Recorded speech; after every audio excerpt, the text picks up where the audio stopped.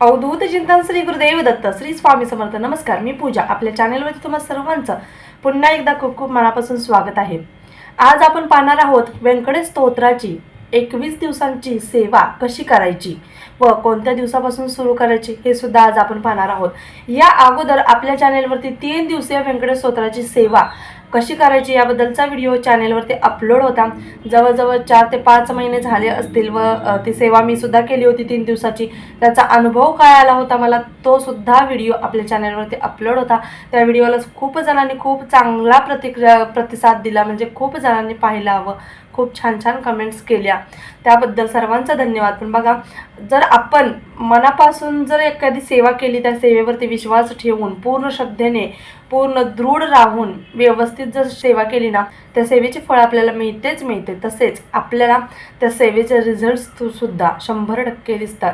बघा, आता 3 दिवसीय सेवा कशी करायची याबद्दलचा व्हिडिओ अगोदरपासून अपलोड आहे. पण 21 दिवसांची काही ताई दादांना 21 दिवसांची सेवा कशी करायची व्यंकटेश स्तोत्राची हे माहीत नाही. त्यांच्यासाठी हा व्हिडिओ घेऊन आले. बघा, भरपूर जण सांगतात की 21 दिवस म्हणजे एका दिवसात एकदाच वाचायचं, दुसऱ्या दिवशी दुसऱ्यांदा, तिसऱ्या दिवशी तिसऱ्यांदा, असे 21 दिवस 21 वेळा वाचायचं. तर तसं नाही.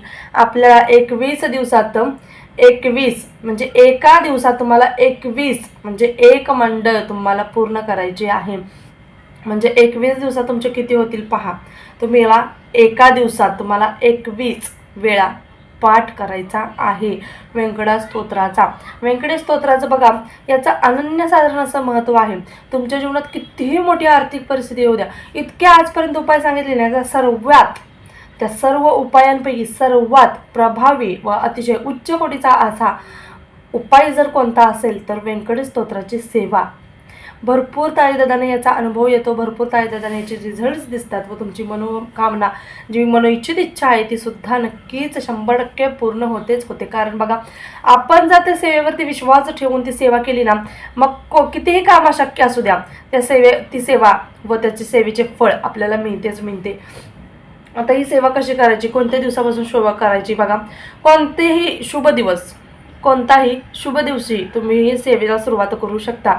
असं नाही की याच दिवशी करावी, बुधवारीच करावी, शुक्रवारीच करावी, गुरुवारीच करावी. आज सोमवार आहे, आज रात्री 12 वाजल्यापासून सुरुवात केली तरी सुद्धा चालते. किंवा एखादा कोणताही शुभ दिवस बघून तुम्हाला या सेवेला सुरुवात करायची आहे. बघा, कोणताही शुभ दिवस असो. बघा, भरपूर दादांना शुभ दिवशी एखादी गोष्ट, एखादी सेवा करायला खूप आनंद मिळतो. त्यामुळे एखाद्या शुभ दिवशी तुम्ही बघून ही सेवा सुरू करू शकता. कोणत्याही दिवशी तुम्ही सेवा करू शकता, कोणत्याही महिन्यातील तुम्ही. मग तुमच्या गुरुवार असो, सोमवार असो, कोणतेही उपवास तुमचे चालू असो, व्रत चालू असो, तुम्ही ही रात्रीची सेवा करायची आहे, त्यामुळे ही तुम्ही सेवा करू शकता. आता ही सेवा करायची आहे, 21 दिवसाची सेवा करायची आहे. तर याला नियम आल्या, अटी आल्या.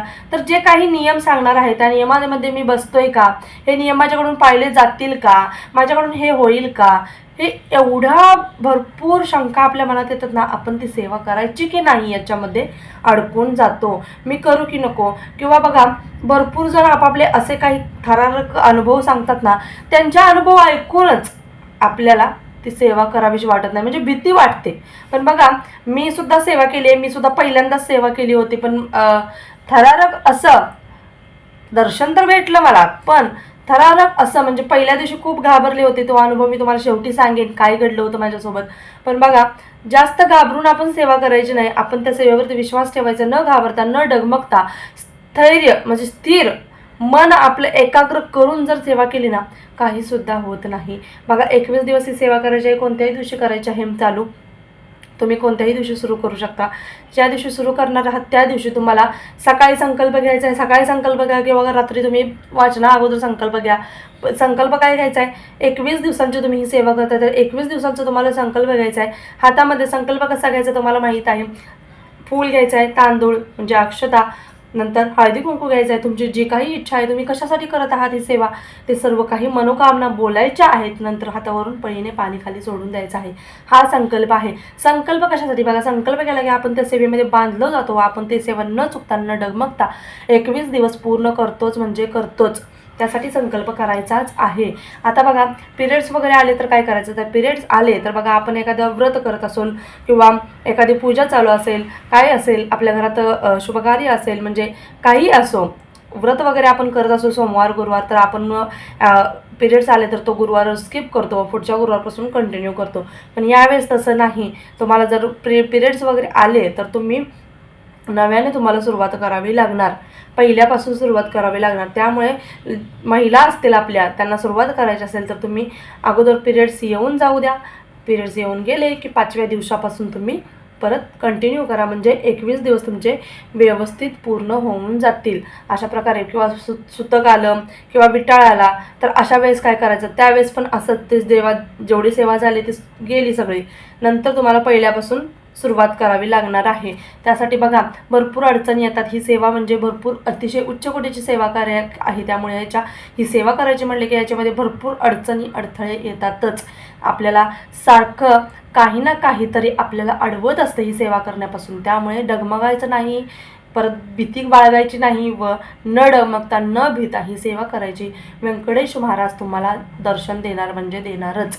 बघा आता काय करायचं, 21 दिवस तुम्हाला रात्री बरोबर 12 वाजता वाचनाला सुरुवात करायची आहे. रात्री बरोबर 12 वाजता. त्यासाठी तुम्हाला बरोबर 11:15 वाजता 15 मिनटं अगोदर जायचं, आंघोळ करायची. आंघोळीला वेळ लागते तर 11:30ला जावा, आंघोळ करा, स्वच्छ स्नान करून यायचं आहे, शुचिर्भूत व्हायचं आहे व सोहळं घालायचं आहे.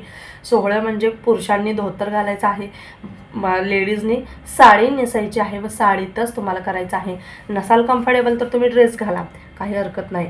पण ज्यामध्ये कम्फर्टेबल आहात ते घालायचं आहे, फक्त मॅक्सी घालू नका.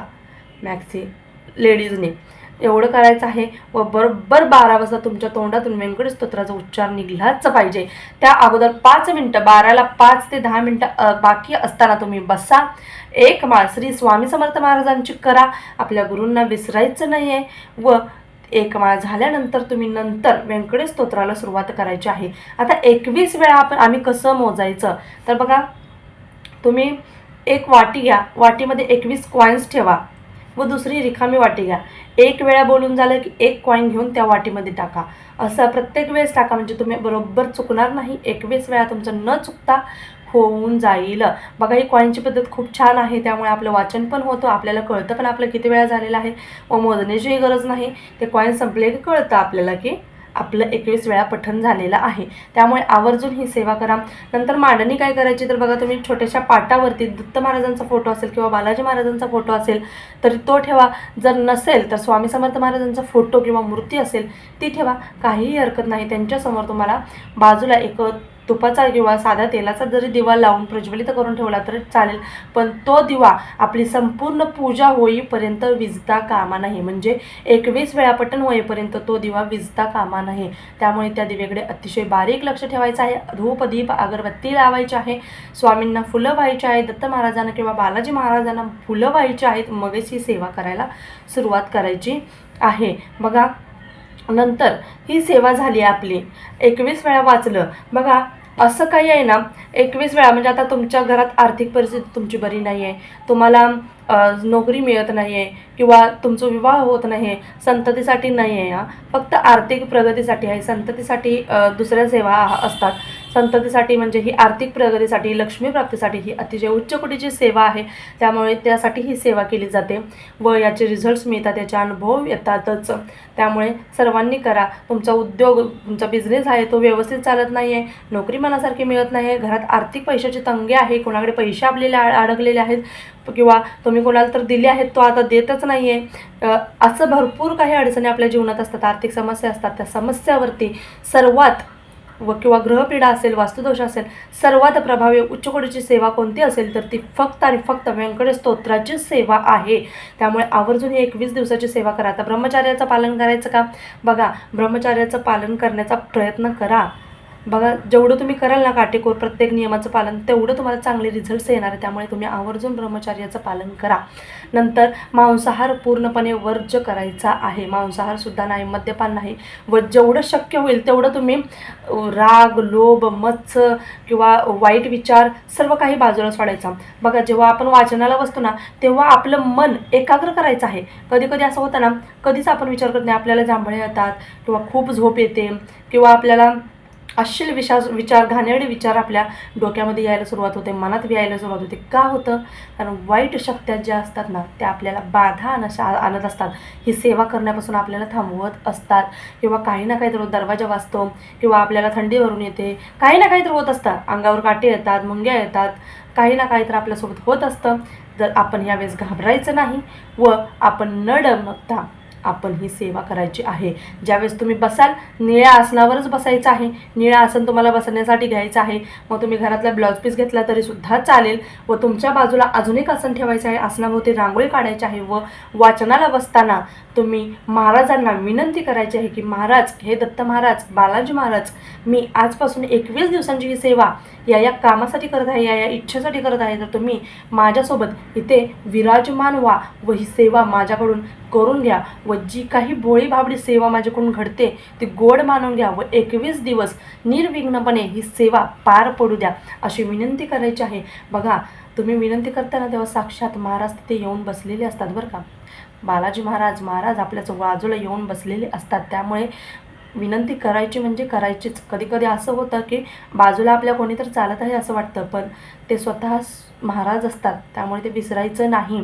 माझ्यासोबत काय झालेलं, पहिल्या दिवशी पूर्ण घाबरून गेले होते, अंगावरती काटे आलते, घाम फुटलेला, काही सुचत नव्हतं, बोबडी वैल्यागत झालेली.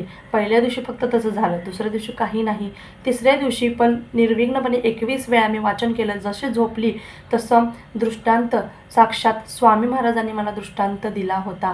त्यावेळी झोपलेली मी, व स्वप्नात साक्षात म्हणजे जिथे मी आसन मांडलं होतं स्वामींचं, आसनावरती मूर्ती होती, मूर्तीच मला स्वप्नात दिसत नव्हती. मी सारखी उठून पाहायची, झोपली म्हणजे पूर्ण झोपली नव्हती, मूर्ती उठून पाहायची, मूर्ती दिसत होती मला, उठल्यानंतर दिसायची, जो डोळे बंद केले मूर्तीच दिसायची नाही. परत साक्षात महाराज येऊन खुर्चीवरती त्या आसनावरती बसले व माझा अभिषेक कर असं बोलले होते. व त्यावेळेस मी साक्षात महाराजांच्या पायांचा अभिषेक केला होता स्वतःच्या हाताने. व तसेच दिव्यामध्ये सुद्धा साक्षात महाराजांची मूर्ती मला प्रकटताना दिसली होती. म्हणजे आपल्याला स्वप्नात कोणत्या ना कोणत्या रूपात आपल्याला बालाजी महाराज आपल्याला दृष्टांत देत असतात. ते आपण ओळखायला शिकलं पाहिजे, म्हणजे ते स्वतःच ओळखता आलं पाहिजे आपल्याला. त्यामुळे बघा, कोणत्याही रूपात आपल्याला देतात, पण न डगमगता आपल्याला ही सेवा करायची आहे, न चुकता न घाबरता ही सेवा करायची आहे. कोणत्याही रूपात महाराज आपल्याला दर्शन देतात, वाईट शक्ती आपल्यावर बाधा आणू शकतात, पण आपण घाबरायचं नाही. न डगमगता मोठ्या आवाजात, खड्या आवाजात आपण बोलायचं. आपण जे बोलतोय, जे वाचतोय त्याच्यामध्ये कॉन्सन्ट्रेट करायचं. जर तुम्ही जे बोलताय त्याच्यामध्ये कॉन्सन्ट्रेट केलं ना, तुम्हाला तुमचं मन एकाग्र राहील व तुमच्या मनात वाईट विचार, अश्लील विचार येणार नाहीत. त्यामुळे तुम्ही जे बोलताय ना ते तुम्हाला ऐकू येईल. तुम्ही तुमच्या शब्दांकडे लक्ष द्या, म्हणजे तुम्हाला व्यवस्थित येईल. आता मराठीत वाचायचं की संस्कृतमध्ये? बघा, मराठीमध्ये वाचायचं काही हरकत नाही, पण कारण खूप वेळ लागतो, 4:30 वाजतात अक्षरशः पाठीच्या. जर संस्कृतमध्ये बघा, मराठीचं एवढं वाचता ना तुम्ही, तेवढं संस्कृतमध्ये वाचलं ना होऊन जातं. कारण मराठीचं तुम्ही 10 पाठ वाचले तर तुम्हाला 1 संस्कृत पाठ केलेलंच फळ मिळतं. त्याच्यापेक्षा तुम्ही संस्कृतमध्येच वाचा ना. संस्कृतमध्ये मी सुद्धा संस्कृतमध्येच केलेलं आहे. संस्कृतमध्ये तुम्हाला माहिती आहे, व्यंकटेशो वासुदेवं प्रद्युम्नो मितविक्रमः शंखशर्णो अनिरुद्धश शेषाद्रिपतिरेव च जनार्दन पद्मनाभो व्यंकटाचलवासनः सृष्टिकर्ता जगन्नाथो माधवो भक्तवत्सलः. अशा प्रकारे व्यंकटेश स्तोत्र आहे. त्यामुळे आवर्जून करा, संस्कृतमध्ये करा, लवकरात लवकर होऊन जाईल. व व्हिडिओ थोडा मोठा झाला त्यासाठी सॉरी, पण सर्व माहिती तुम्हाला देणं खूप महत्त्वाचं होतं. आपल्या चॅनलमध्ये नवीन असाल, असेच नवनवीन व्हिडिओज पाहण्यासाठी आपल्या चॅनलला लाईक, शेअर व सबस्क्राईब करायला विसरायचं नाही आहे. दिलेली माहिती आवडली असेल तर नक्कीच कमेंट बॉक्समध्ये कमेंट करा, व तुमच्या काही शंका असतील तर त्यासुद्धा विचारा. त्या शंकेचे निरसन आपल्या चॅनलवरती केले जाईल. झालेली सेवा स्वामींच्या निरजू करते. श्री स्वामी समर्थ. धन्यवाद.